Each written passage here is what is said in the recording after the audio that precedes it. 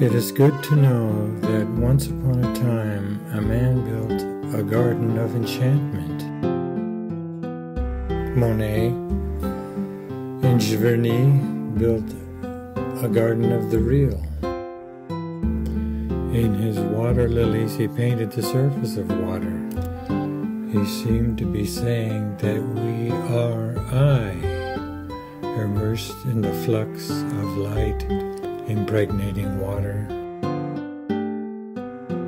He seemed to be saying that we are I, immersed in the flux of light, out of which we diffract images.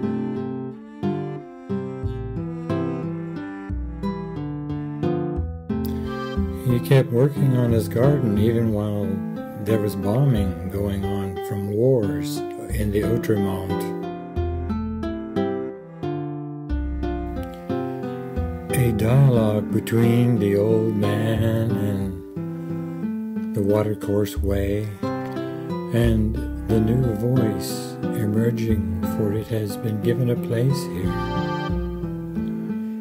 But he also shocks in how he did away with the horizon, asking the viewer to subsume it, asking the viewer to allow his intuition to immerse in this floating world and wade on out into it with his soul.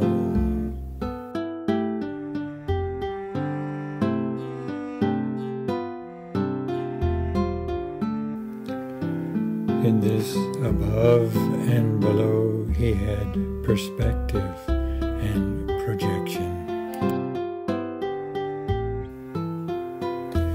He asked the viewer to slow down and get into the flow, to look at what light does to objects and think about it as the flux of the real outside the edge of perception.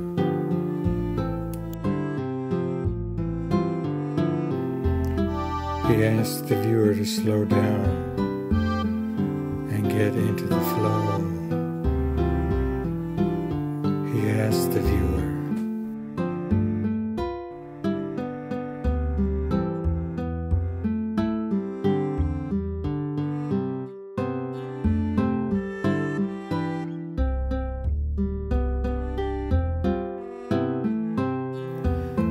Monet did most everything painters were thinking about at the time. Monet set out with his mind on the floating world. He floated it, little islands. He was to paint from his brush, and his hands in that yellow-tiled French country kitchen in the evening's lantern light.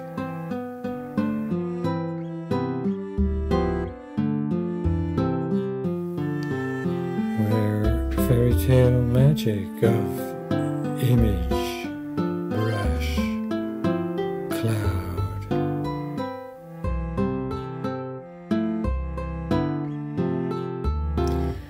He was to paint from his brush, and his hands in that yellow-tiled French country kitchen in the evening lantern-lit light, with the crickets and the cicadas doing the night slide on the dark side of the earth. How often he must have stood by the side of the river.